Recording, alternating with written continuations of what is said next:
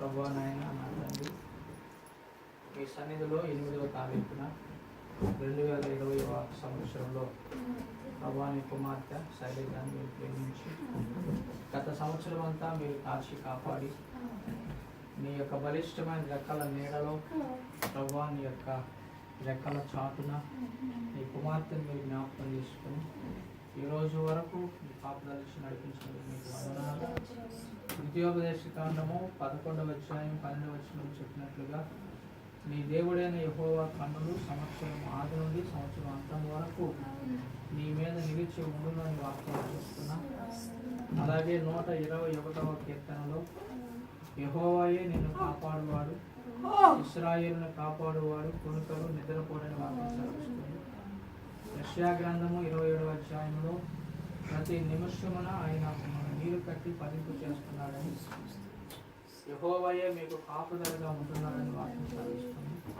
65వ కీర్తన 11వ వచనంలో ప్రభువా సంవత్సరమును దయా కిరీటమును నీవు ధరింప చేస్తున్నావని వాక్యం చూస్తున్నావు. కాబట్టి ఆ సమయంలో మాటను ప్రేమించి గత సంవత్సరం అంతా కాచి కాపాడి నీ కనుదృష్టి నీ బిడ్డ మీద ఉంచి ప్రభా నీ రెక్కల నెలలో కాపుదనిచ్చి కొనుకక నిద్రపోక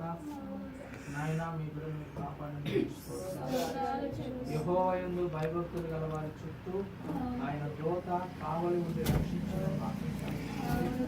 ఆ విధంగా నీ బిడ్డకు నీ కాపుదనిచ్చిన ఈ రోజున మరలా తిరిగి కృతజ్ఞతగా నీ సన్నిధిలో ఉండి ప్రభా ఈరోజు మరి తన జీవితంలో తీపికి సూచనగా ఆశీర్వాదాలు సూచనగా దీర్ఘం చూపుతుండగా మీ కృపను తోడుగా ఉంచమని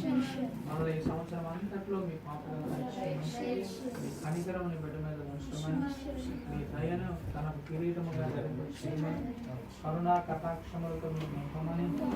మేలులతో నింపి నాయన 2020వ సంవత్సరం అక్టోబర్ 8వ తారీఖున మరలా నూతన సంవత్సరం దయాకిరీటాన్ని ధరింపజేస్తూ ఈ 4 నెలల్లో నీ కార్యము గౌరవించమని ప్రార్థిస్తూ మిగిలిన ఈ 3 నెలల దేవునిగా మార్చమని యేసు క్రీస్తు వారి నామంలో ప్రార్థించి కేక్ కట్ చేసుకున్నాం పరమ తండ్రి.